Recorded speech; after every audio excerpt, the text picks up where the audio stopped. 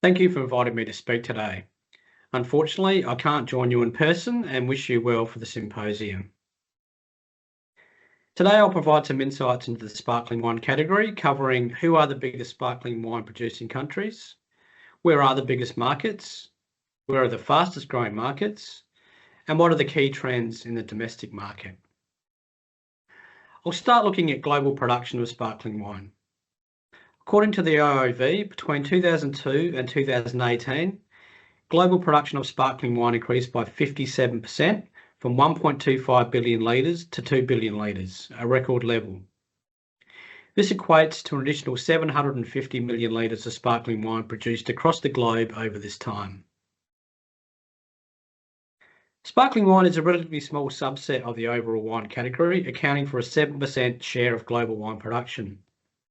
Still wine is by far the biggest wine category with an over 90% share. Europe produces over 80% of the world's sparkling wine, with Italy and France the two biggest producers. Australia comes in at number 6. Sparkling wine accounts for about 10% of Italian wine production, and it is similar in France. Germany has the largest share of sparkling wine in national wine production, with 28% share in 2018. According to the IWSR, sparkling wine sales totaled $37 billion in 2023. While sparkling wine makes up only 7% of global production, it accounted for 20% of global wine sales in 2023, reflecting the relatively high value of the category in the global market compared to other wine categories. Sparkling wine has been the fastest growing wine category over the last 2 decades, with an average annual value growth rate of 5% per annum over the time period. In comparison, still wine sales grew by 2% per annum and fortified wine sales declined by 2% per annum.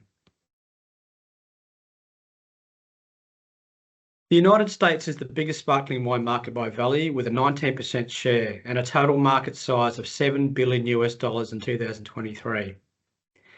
Italy and France are in the top 5, but sales in those 2 markets are dominated by local sparkling wine.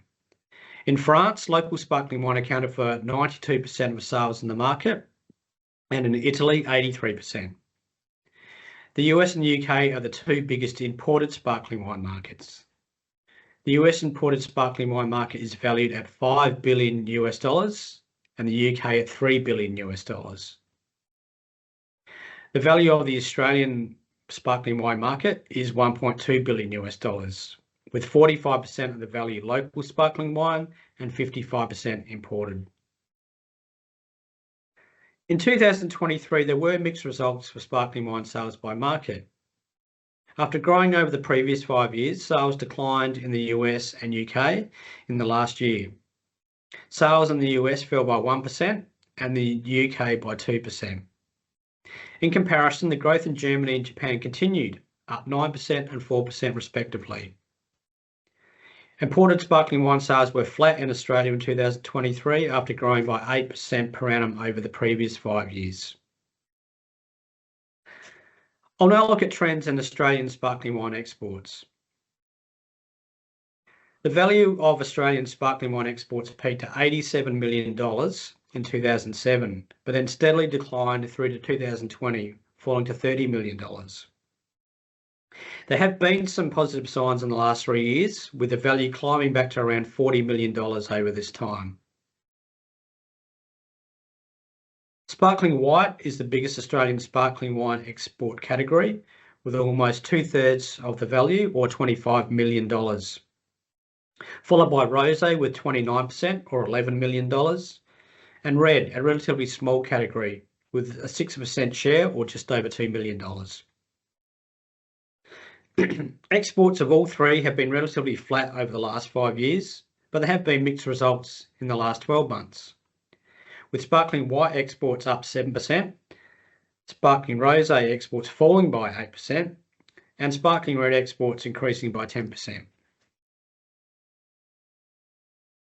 New Zealand is the biggest destination for Australian sparkling white wine exports, with a 29% share, valued at $7 million. The value of exports to New Zealand has grown by 17% per annum over the last 5 years. Exports to most other markets have been in decline, especially to the UK and US, which have both halved in value over the period, both now valued at around $1 million. There has been strong growth off much smaller bases to Thailand, Sweden and the United Arab Emirates. Thailand is now the third biggest destination for sparkling white exports, with a record value of $2.5 million. Western Australian sparkling wine exports are relatively small, valued at $130,000 in the last 12 months. Sparkling white is by far the state's major sparkling wine export category, with an 85% share. After peaking in 2022 at $250,000, WA exports have roughly halved in value. I'll now move on to looking at the trends in the domestic sparkling wine market. Australian sparkling wine sales had been on the rise in the domestic market from 2014, but the growth was halted following the COVID-19 pandemic and associated lockdowns, and then compounded by recent cost of living pressures. However, the IWSR have forecast growth in local Australian sparkling wine sales in the next 5 years, with an additional 250,000 cases expected to be sold by 2028. Imported sparkling wine sales are showing a similar trajectory, but are forecast to grow at a slightly stronger rate. The IWSR expect an additional 300,000 cases of imported sparkling wine to be sold in Australia by 2028.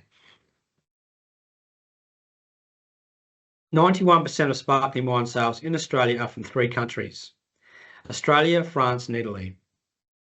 Australian sparkling wine is the dominant category, with a 2/3 share of the market.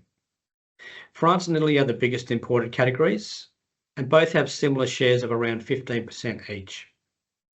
French sales are dominated by Champagne and Italian sales by Prosecco. The rest of the countries of origin, such as New Zealand, Germany and Spain, have quite small shares.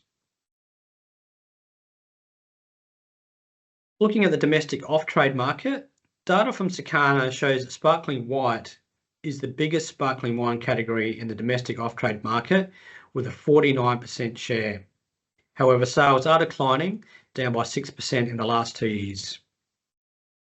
Prosecco is the second biggest category, with a 26% share, and sales continue to grow, up 37% in the last 2 years.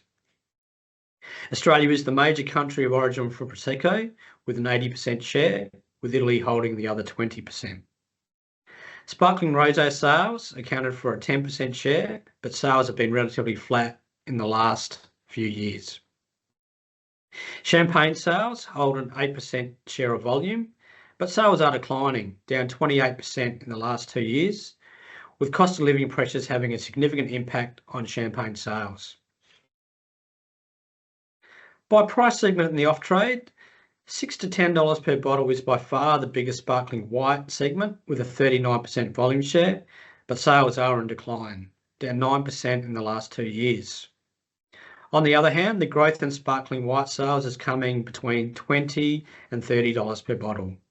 The segment accounts for a 16% volume share, and sales grew by 24% over the last 2 years.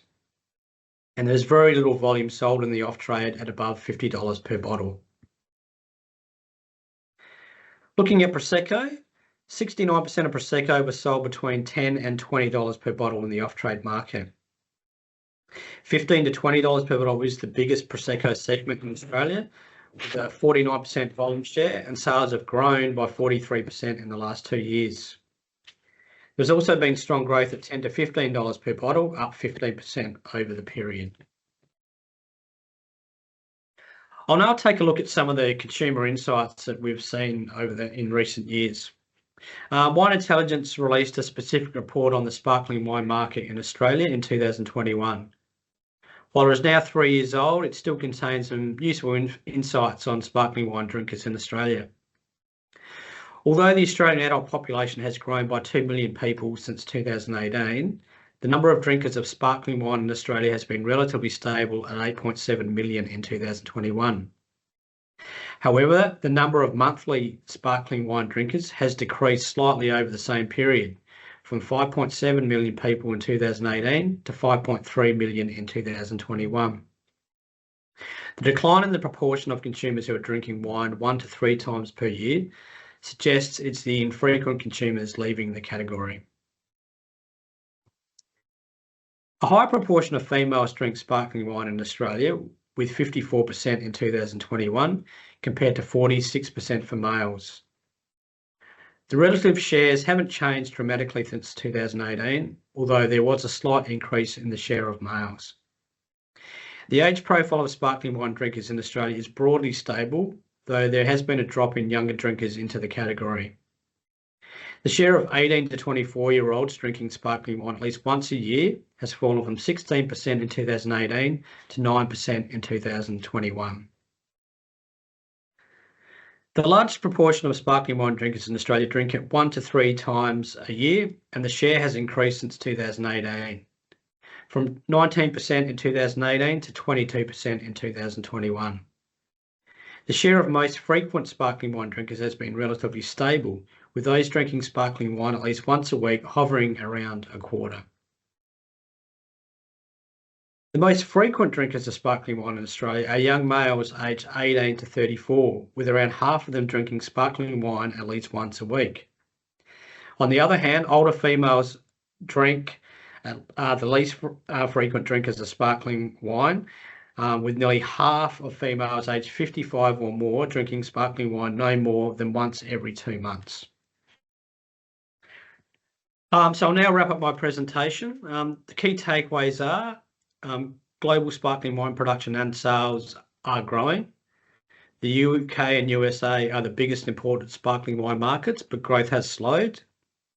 Australian sparkling wine exports have declined over the last 15 years, but there are some positive signs in the last 3 years. Western Australia exports very little sparkling wine. In the domestic market, Australian sparkling wine sales are forecast to grow after declining post the COVID-19 pandemic, and Prosecco is the fastest growing category in the domestic off-trade market, while there is growth in sparkling wine at $20 to $30 per bottle. Thank you for listening, and I hope you have found these insights useful. Enjoy your day.